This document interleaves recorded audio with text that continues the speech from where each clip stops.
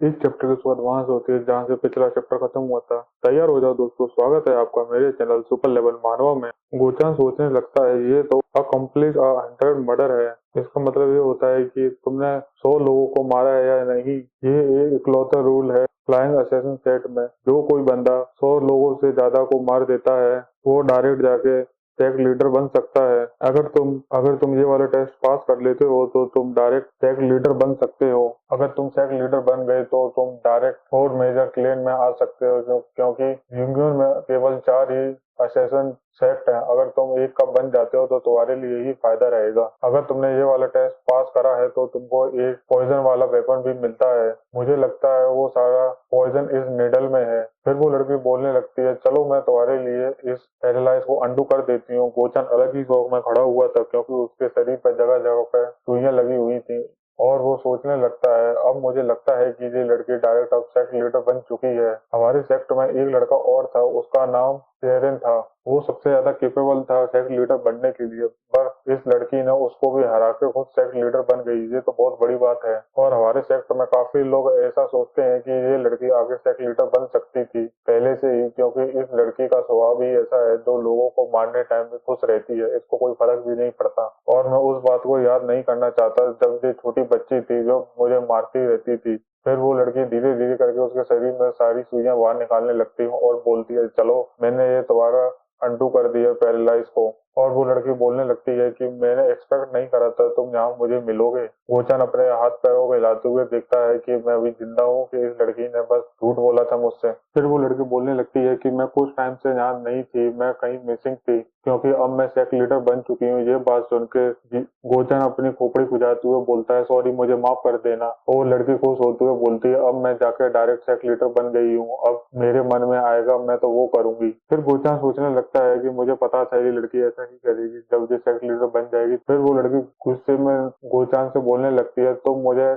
उतनी रेस्पेक्ट नहीं दे रहे जितनी तुम पहले के सेक लीडर को देते थे, क्या मुझ में कोई कमी है? ये बात सुन के बेचारे जमीन पर बैठ जाता है और बोलता है, मुझे माफ कर दो क्योंकि तुम ही हो हमारी नई सेक्ट लीडर, मैं तुमसे कैसे बदतमीजी कर सकता हूँ। फिर वो लड़की बोलने लगती है, चलो कोई बात नहीं, जाओ तुमको माफ करा। फिर गोचान बोलता है कि चलो ठीक है। फिर वो लड़की बोलने लगती है, मुझे फर्स्ट फ्रेंड ने बुलाया है, मैं इतने देर से उसका ही इंतजार कर रही थी पर वो नहीं आया, चलो तुम आ गए, मैं तुम्हारे साथ ही अंदर चली जाऊंगी। फिर गोचान बोलने लगता है, इसका क्या मतलब? फिर वो लड़की उसको घूरते हुए बोलने लगती है, मुझे एक इन्फॉर्मेशन रिसीव हुई है। फिर वो बताने लगते हैं, इंटरमीडिएट असेसन नंबर 29 मर चुका है। ये बात सुनकर गोचान अलग ही पागल हो जाता है क्योंकि उसको पता है उसको किसने मारा। फिर वो गार्ड किम को याद करने लगता है कि ये तो उस थर्ड सन ने मारा था, मैं तो कि उसके साथ हूँ। फिर वो लड़की उसको बताने लगती है, हमारे सेक्ट का सिर्फ एक ही गोल्डन रूल है कि जो भी हमारे असेसन को मारेगा हम उसको जाके मार देंगे। और वो बताने लगती है कि गार्ड किम तो इतना बुरा भी नहीं था, वो अपने टास्क में फेल कैसे हुआ ये मुझे नहीं पता। और वो बताने लगती है, जब से गार्ड किम गायब हुआ है हमने उसको मरा ही समझा है। फिर वो बताने लगती है, मैं वो वाला मिशन करने आई हूँ जो कि उस गार्ड किम ने नहीं करा, अब वो सारा मिशन मैं कंप्लीट करूंगी चाहे कुछ भी हो जाए। इस वजह से मैं यहाँ आई हूँ, वरना मैं यहाँ कभी नहीं आती। अब मैं बदल लूंगी उस थर्ड सन से जो कि उसका नाम ह्यूमन है। और साथ में बोलने लगते, चाहे कुछ भी हो जाए वो आज मेरे हाथों से मर के ही रहेगा। ये बात सुनकर गोचा अलग ही सा सदमे में बैठा हुआ था। फिर सोचते सोचते शाम हो जाती है। इधर ब्लू स्पीड डियोन को प्रैक्टिस करते हुए देखती रहती है और वो बोलती है कि तुम और कितनी देर प्रैक्टिस करते रहोगे, मुझे भी कुछ करना है।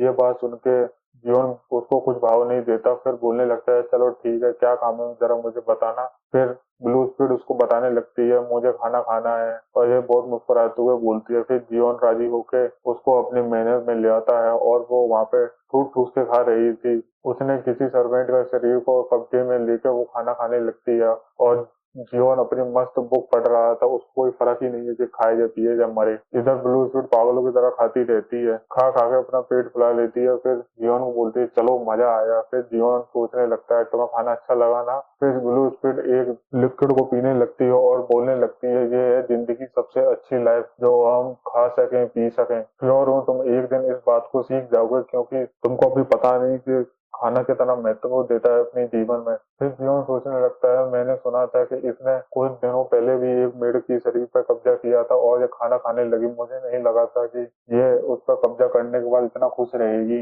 फिर ब्लू स्पिरिट का हाथ दिखाते हैं, उसके हाथों में लकीरें बनने लगती हैं। उसको देख के ब्लू स्पिरिट बोलने लगती है कि मैं केवल इसके शरीर पर 15 मिनट के लिए ही कब्जा कर सकती हूँ, वरना इसका शरीर वैसे ही मर जाएगा मेरी ताकत से। फिर वो उसके शरीर में से निकलते हुए बोलती है कि नॉर्मल शरीर मेरे लिए कुछ भी नहीं है, मुझे एक ताकतवर शरीर चाहिए जिसमें मैं आराम से रह सकूं। मैं जिसके भी शरीर में जाती हूँ वो हाल ही उसका शरीर खराब हो जाता है और मैं कुछ नहीं कर पाती। फिर ब्लू स्पिरिट बोलने लगती है, इस बात को छोड़ो, तुम क्या पढ़ रहे हो? फिर जियोन बताने लगता है, ये वो सावन की किताब है, इस बुक को पढ़ने में मुझे बहुत मजा आ रहा है, इसकी वजह से मैं इसको पढ़ रहा हूँ। इसमें सारी वो सावन मुझे देखी गई थी ना, इस बुक में लिखा हुआ है 6% स्पिरिट समनिंग टेक्निक। इसको पढ़ने के बाद मुझे मजा आ रहा था, इसकी वजह से मैं इसको पूरा पढ़ दिया। और इसका मतलब ये भी होता है कि किसी मरे हुए आदमी के शरीर में से भी आत्मा निकाल सकते हैं। और उसको वो ध्यान से पढ़ने लगता है और पढ़ते पढ़ते उसकी नजर साइड से जाती है। उसको देख के ब्लू स्पिरिट बोलने लगती है, तुम्हारे सेंसेस पहले से काफी बढ़ गए हैं, तुमने भी नोटिस कर लिया मेरे साथ, ये तो बहुत अच्छी बात है। फिर जियोन के कमरे में काला धुआं बढ़ने लगता है।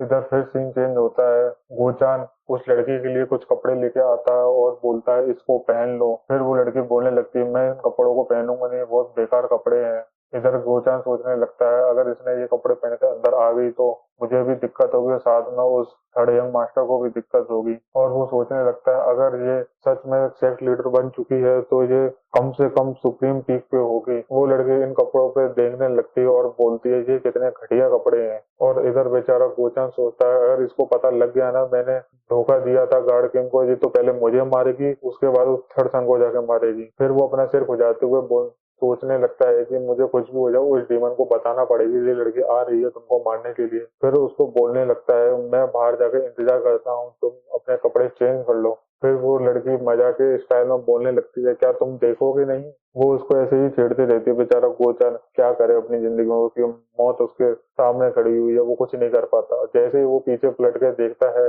वो लड़की हंसने लगती है, मैं तो मजाक कर रही थी, तुम यहाँ से जा सकते हो। फिर उसको जाते जाते बोलने लगती है, तुम्हारा शुक्रिया, तुम मुझे इतनी आसानी से यहाँ पर लेके आ गए। फिर गोचर मुस्कुराते बोलने लगता है कि मैं भी अपने ब्रदर का बदला लेना चाहता हूँ, पर मैं ले नहीं सकता, मेरी जगह तुम ले लो। और वो मन में सोचने लगता है, अगर इस लड़की को पता लग गया ना मैं उस थर्ड सन का लॉयर बन चुका हूँ, ये तो पहले मुझे मारेगी। फिर वो लड़की मुस्कुराते हुए बोलती है, चलो अच्छा है तुम मेरी साइड हो, क्योंकि तुम हमारे एक सेक्ट के असेसन हो। चाहे तुम अभी रिटायरमेंट ले चुके हो पर इससे कोई फर्क नहीं पड़ता, तुम हमारे असेसन हो। फिर उसको घूरते हुए बोलती है, क्या मैं तुम पर ट्रस्ट कर सकती हूँ? बेचारा गोचर वहां से निकलने की कोशिश कर रहा था और उसके पीछे से निडल आके लगती है और वो लड़की पीछे से मुस्कुराने लगती है। फिर बोलती है कि मैंने एक्सपेक्ट नहीं करा था तुमसे। फिर उसके करीब आते हुए बोलने लगती है कि मुझे थोड़ा बहुत शक हो रहा है तुम पर, क्योंकि तुम्हारा फेलो असेसन मर गया और तुमने कुछ भी नहीं करा। जरा मुझे बताना तुम क्या कर रहे थे उस वक्त जब वो मर रहा था।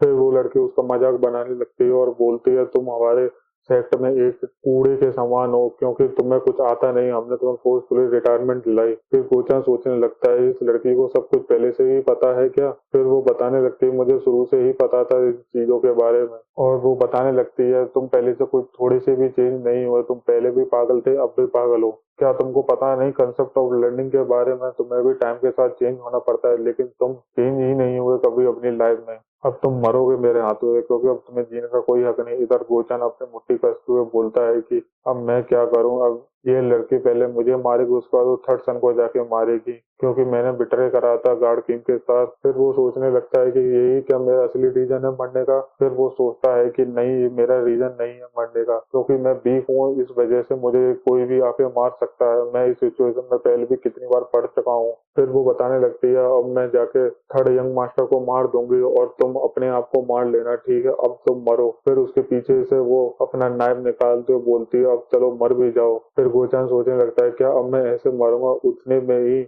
गेट में से किसी का हाथ बाहर आता है। फिर वो बोलने लगता है कि through shattering a technique ritual of attachment. ये बात और किसी ने नहीं, जियोन ने बोली थी। और उस लड़की ने जो नाइफ पकड़ा हुआ था वो सीधा उड़ता हुआ जियोन के हाथ में चला जाता है और जियोन लात मारते हुए कमरे में आ जाता है। उसको देख के वो लड़की थोड़ी बहुत शौक थी, गोचान तो उससे भी ज्यादा शौक हुए खड़ा था। फिर जियोन अंदर आते हुए बोलता है, तुम कहाँ थे तेरे से गार्डचान? फिर जियोन बोलने लगता है कि क्या तुम डेंजर में हो? फिर गार्डसन सोचने लगता है, चाहे ये जितना भी कमीना हो लेकिन इस टाइम पे पता नहीं मुझे क्यों कूल लग रहा है। जियोन बोलने लगता है कि लगता है तुम डेंजर में हो। फिर वो पीछे से लड़की उसका कॉलर पकड़ के पीछे खींचने लगती है और उसको बोलने लगती है, यंग मास्टर वहीं खड़े रहो वरना मैं इसकी गर्दन में ये नाइफ को घुसा दूंगी और ये तुम्हारा यूजलेस गार्ड मर जाएगा, फिर तुम देखते हो तुम क्या करते हो। फिर गोचान सोचने लगता है मुझे लगता है ये यहाँ आने से पहले ही सारी इंफॉर्मेशन कलेक्ट करके आई है, क्योंकि थर्ड यंग मास्टर की सारी मार्शल आर्ट चली गई है, इस वजह से ये कर रही है।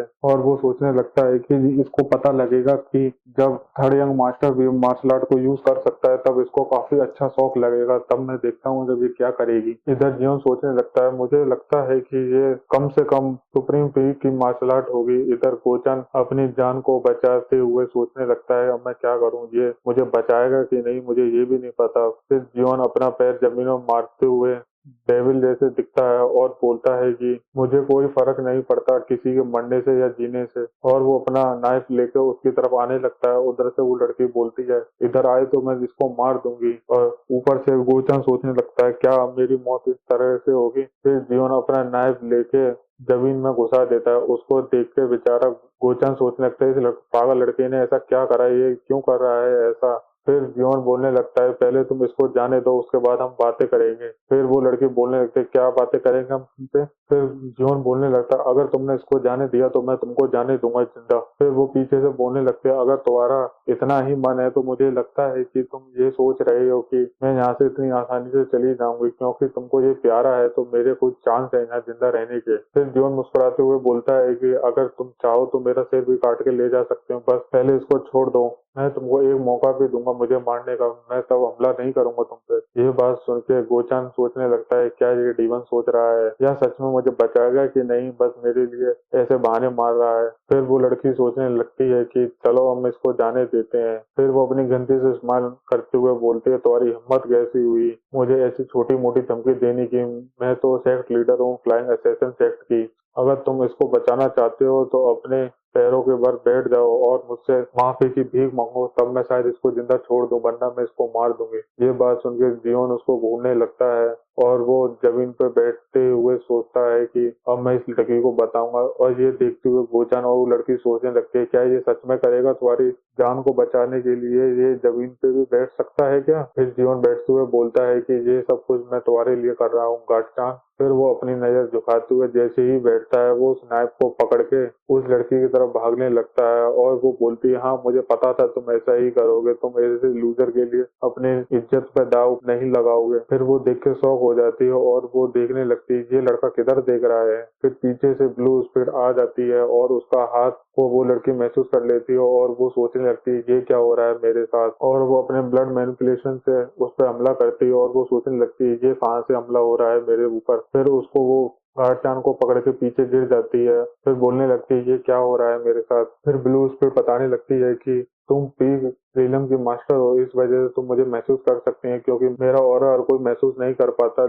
जब तक वो इंसान पीक रियलम पे ना हो जाए, उससे ऊपर ना हो, इस वजह से तुमने इसको डॉज कर लिया वरना तुम कब को मर जाती मेरे हाथों से। वो बेचारी अभी भी शौक में खड़ी हुई थी और पीछे से अपना जियोन आते हुए उसका हमला करने की कोशिश करता है। जैसे ही वो अपना नाइफ उसकी तरफ फेंकता है वो अपने नाइफ से उसको बच जाती है और उसका भी नाइफ नीचे गिर जाता है और वो पीछे जाके गिर जाती है। इधर जियोन भगते हुए गार्डचान के नेक में अपना हाथ मारता है और गार्डचान गिर जाता है और वो उसको देखकर थोड़ी शौक में थी और वो सोचने लगती है कि क्या हुआ कि गार्डचान बेहोश क्यों नहीं हुआ। और वो सोच रही थी मुझे महसूस हो रहा है इस इंसान के पीछे कोई और भी एनर्जी है, ये लड़का किस तरह की टैक्टिक्स यूज कर रहा है मुझे पता नहीं लग रहा। पहले इस लड़के ने अपने नाइफ को भेजा, फिर वो सोचने लगती है अगर इस लड़के ने नाइफ को भेजा है तो इसका मतलब ये वीक है, ये डेफिनेटली वीक है, मैं इसको अपने हाथों से मारूंगी क्योंकि इसमें ताकत नहीं है, तभी इसने अपना मेरी तरफ नाइफ फेंका वरना ये अपना नाइफ लेके मुझे मारने के लिए आता है। और वो सोचती है कि इस लड़के ने जब वो नाइफ फेंका उसमें ताकत बिल्कुल भी नहीं थी,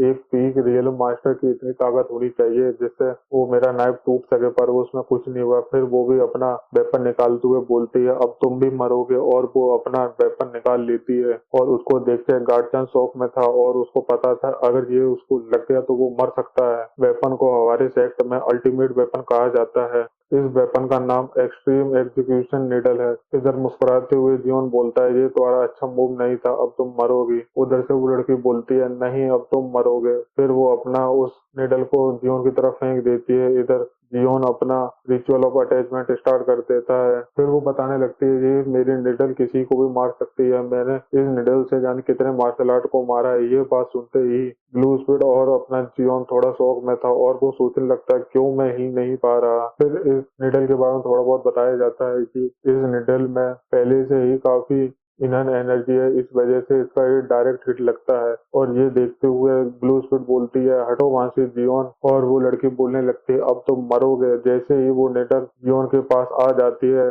अपना गोचान भगते हुए आता है और कंधे से जियोन को धक्का दे देता है और वो निडल सीधा जाके गोचान को लगने लगती है। और उसको देखते हुए वो लड़की, ब्लू स्पीड और अपना जियोन तीनों शौक में खड़े हुए थे और वो निडल जाके गोचान को लग जाती है। और उस निडल को लगते ही गोचान जमीन पे गिर जाता है और उसका खून डायरेक्ट जियोन के चेहरे पे आके गिरता है और वो बोलने लगता है गार्ड-चान तुमको क्या हुआ। ये चैप्टर यहीं खत्म होता है। अगर ये वीडियो अच्छी लगे तो लाइक करो, कमेंट करो एंड सब्सक्राइब भी करो।